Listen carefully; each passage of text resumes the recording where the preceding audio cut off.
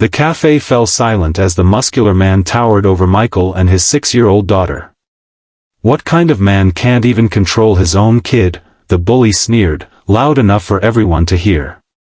What happened next would leave everyone in that cafe speechless, and remind them why you should never judge someone based on appearances alone. If you've ever witnessed someone standing up against injustice in the most unexpected way, hit that like button right now and subscribe to see more stories of everyday heroes who prove that sometimes, the quietest people have the most to say. Michael Jenkins just wanted a peaceful Saturday morning with his daughter Emma. Since losing his wife to cancer 3 years ago, these weekend cafe visits had become their special ritual, a small slice of normalcy in a life that had been anything but normal. At 42, Michael's gentle demeanor and slightly disheveled appearance gave little indication of the 15 years he'd spent as an elite Delta Force operator before retiring to raise his daughter. The trouble started when Emma accidentally bumped into a man while returning from the bathroom. The coffee barely splashed, but the man, a gym-toned 30-something with a designer watch and an inflated sense of self-importance, acted as if she'd committed a capital offense. "Watch where you're going, kid," he snapped, loud enough to turn heads. Emma, already shy around strangers, froze in place. "I'm sorry," she whispered, her voice barely audible as her eyes welled with tears. Michael was already halfway out of his seat when the man continued, "Maybe if your dad taught you some manners instead of letting you run wild."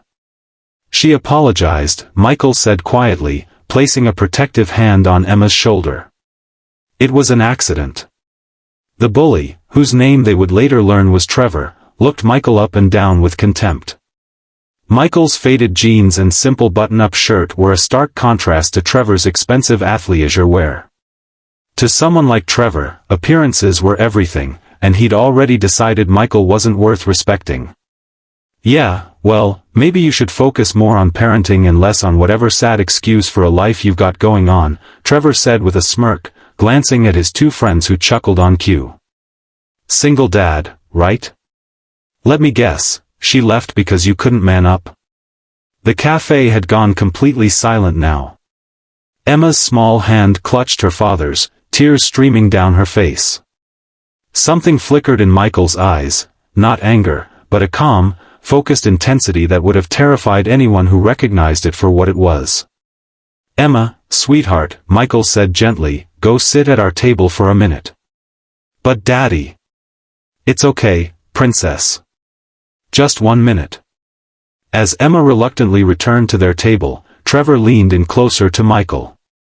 "What are you gonna do, tough guy? Cry about it?" What happened next occurred so quickly that most patrons would later disagree about the exact sequence of events. In one fluid motion, Michael's hand shot out, gripping Trevor's wrist with such precision that the pressure points he targeted sent immediate signals of pain without leaving a mark. His other hand simultaneously applied the slightest pressure to Trevor's elbow joint, creating an invisible control mechanism that only Trevor could feel, a searing, immobilizing pain that didn't require violence or spectacle. "Here's what's going to happen," Michael said, his voice still conversational though only Trevor could hear him. "You're going to apologize to my daughter. Then you're going to sit down, finish your coffee, and leave. And if I ever see you speak to a child like that again, we'll have a much different conversation. Understood?" The color had drained from Trevor's face. The pressure points Michael was manipulating sent waves of pain through his arm, but to everyone watching, it merely looked like Michael had placed a friendly hand on the man's arm. "Dude, you're hurting me," Trevor whispered, panic replacing his arrogance. "I haven't even started," Michael replied calmly. "The apology?" Trevor's friend stood up, sensing something was wrong, but Michael's gaze, now unmistakably that of a predator, froze them in place. I'm sorry," Trevor called out to Emma, his voice strained. "I shouldn't have spoken to you that way." Michael released his grip and stepped back. Trevor stumbled slightly, rubbing his wrist while trying to maintain what little dignity he had left. His friends, reading the room, quickly gathered their things. "Let's go," Trevor muttered to them, avoiding eye contact with everyone as they hurried out. The cafe remained silent for a moment before conversations gradually resumed. Michael returned to Emma, who looked up at him with wide eyes. "Are you okay, Daddy?" Michael smiled, the intensity gone from his eyes, replaced by the gentle warmth reserved only for his daughter. "I'm perfect, sweetheart. How about we get some hot chocolate to go with those pancakes?" An elderly man at the next table leaned over.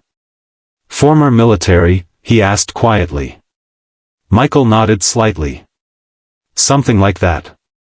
Thought so. My son was Special Forces.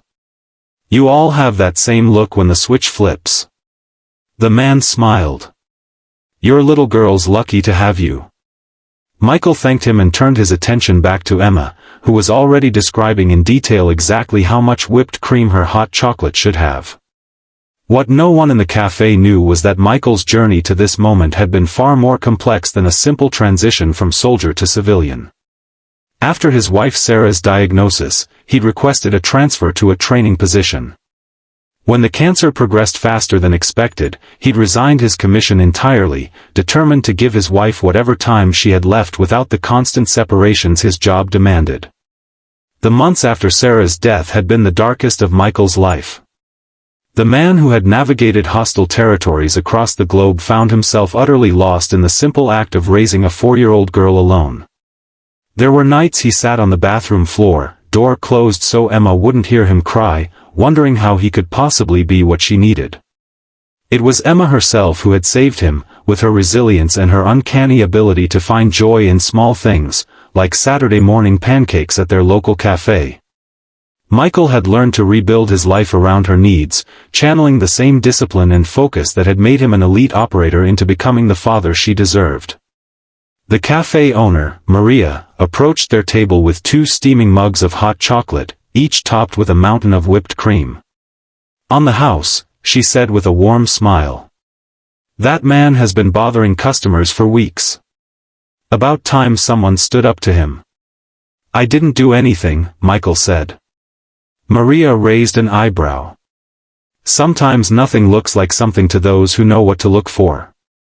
She winked at Emma. "Extra chocolate syrup for the brave young lady." As they enjoyed their pancakes and hot chocolate, Michael noticed a young woman approaching their table hesitantly. She looked to be in her early 30s, with a kind face and tired eyes. "I'm sorry to interrupt," she said, "but I wanted to thank you. That man and his friends have been coming here for months, making everyone uncomfortable. No one's ever stood up to them." Michael nodded politely. "Just a misunderstanding. I'm Alicia," she continued, then gestured to a table where a boy about Emma's age sat watching them. "That's my son, Jake. He's been begging me to thank the ninja dad since you made those guys leave." Emma perked up at the mention of another child. "Can he come sit with us? I can share my whipped cream." The adults exchanged amused glances, and soon Jake had joined them, he and Emma immediately launching into an animated conversation about their favorite cartoon characters. "Single mom?"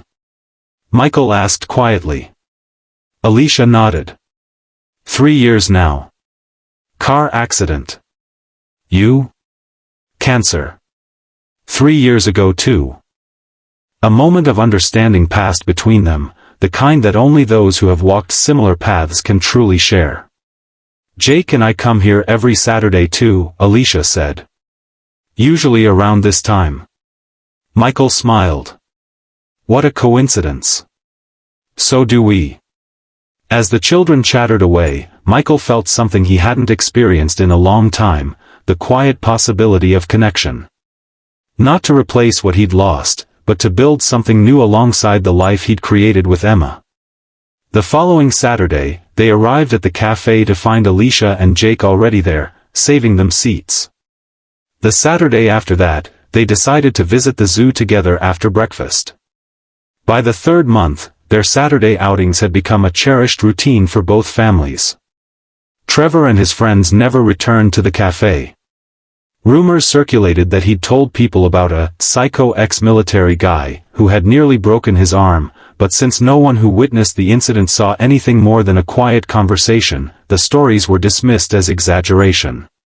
6 months after the confrontation, Michael sat in the same cafe, watching Emma and Jake coloring together while he and Alicia talked about an upcoming school event. Maria brought their usual order without being asked, giving Michael a knowing smile. "You know," Alicia said, "Jake asked me yesterday if you were going to be his new dad someday." Michael nearly choked on his coffee. "What did you tell him?" "That grown-up relationships are complicated," she replied with a small smile. "But that sometimes, the best things happen when we least expect them." Michael looked at Emma, happily sharing her crayons with Jake, and felt a surge of gratitude for the life they'd rebuilt from the ashes of loss. His years as a Delta operator had taught him how to face danger without flinching, but it was his daughter who had taught him the true meaning of courage, the courage to keep living, to stay open to joy even after devastating loss. "I think," he said slowly, reaching across the table to take Alicia's hand, "that your son might be onto something." The cafe that had once witnessed his quiet display of power now witnessed something equally powerful but infinitely more rare, a family finding its way back to wholeness, proving that sometimes the greatest acts of heroism happen not on battlefields, but in the everyday courage to keep your heart open after it's been broken. As for Trevor, he never knew that the sad excuse for a life he had mocked was that of a man who had served with distinction in some of the world's most dangerous places. He never knew that the single dad he had ridiculed had held his wife's hand as she took her last breath, promising to give their daughter enough love for both of them. And he never knew that his moment of cruelty had inadvertently set in motion a chain of events that would bring healing to two broken families. Sometimes, the most important battles we fight aren't against enemies, but against our own fear of beginning again. And sometimes, the most powerful force isn't the ability to subdue others, but the courage to remain gentle in a world that mistakes kindness for weakness. If this story touched your heart, remember to like and subscribe for more content that reminds us of the extraordinary courage found in ordinary lives. Because in the end, the greatest legends aren't those who display their power for all to see, they're the quiet heroes who use their strength to protect, to nurture, and to love.